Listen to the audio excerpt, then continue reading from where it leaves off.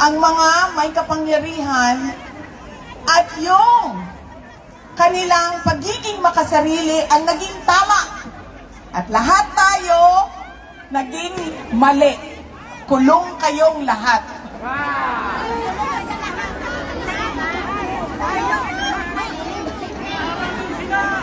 Ganon ang estado ng ating bayan. God bless you too. God save the Philippines.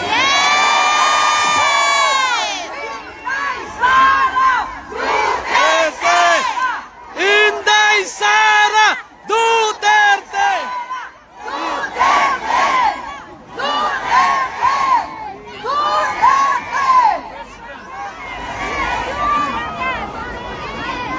Isa pa na laging nangyayari sa atin,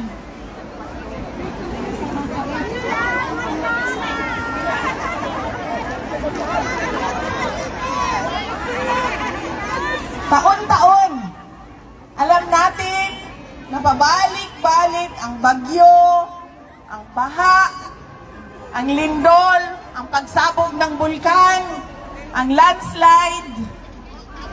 Ano pa bang nangyayari sa atin? Kasi maraming buhaya! Lindol. Nakawan! Natural, ma'am. Hindi man-made disaster. Natural muna tayo. Natural.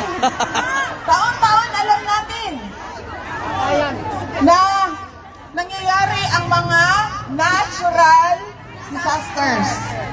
Pero bakit taon-taon laging nagugulat ang Pilipino sa pagbaha, sa pagbagyo, sa lindol, at hindi lang yan.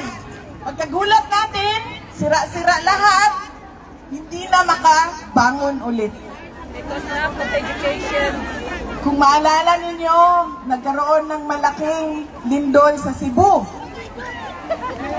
noong mga ilang buwan na ang nakaraan. Pagbisita namin ng Cebu, nitong bago lang, ganun na ganun pa rin. Para silang kahapon lang na lindol. Hindi tayo nakakabangon kaagad. At meron sa atin, hindi na nakakabangon talaga. Ubus ang savings dahil sa kalamidad.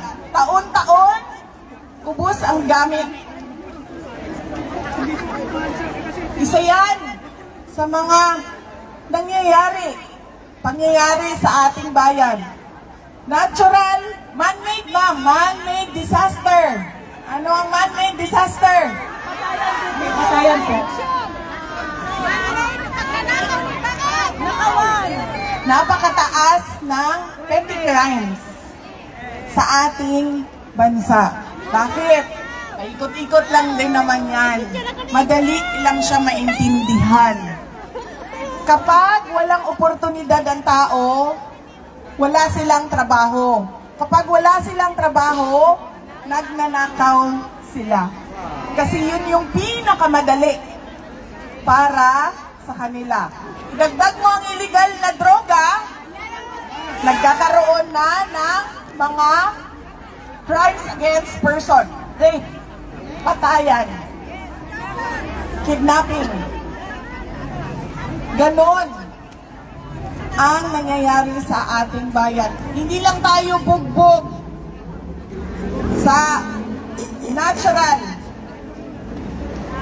disasters, bugbog din tayo sa man-made calamities o kagagawan lang din ng tao. Hindi naman kasalanan ng taong bayan, kundi kasalanan ng iilan na mga nakaupo sa pwesto. Dahil, babalik tayo ulit, nandun tayo sa nagkanya-kanya na ang mga leader natin. Nagkanya-kanya na ang mga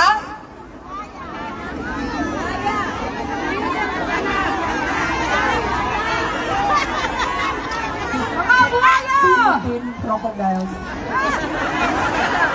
Alam nyo, marami sa kanila, at alam niyo yan, marami sa kanila ang mga may bahay sa iba't ibang bansa. Paborito nila sa Spain, sa Australia, sa Amerika, Paris, sa iba't ibang lugar kung saan may golden visa. Napakadali para sa kanila na umalis ng Pilipinas kapag hindi na maganda ang sitwasyon. Pero paano kami na ayaw namin umalis ng Pilipinas?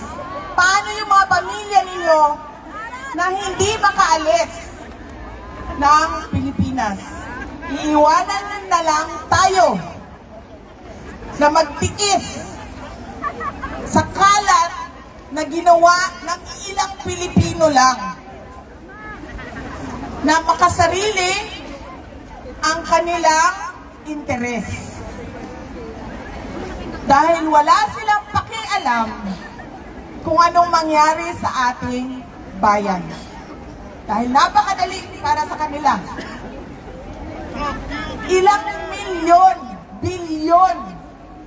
At sinasabi ko sa inyo, darating ang 2027 budget. Ubos na naman yan, sinasabi ko sa inyo.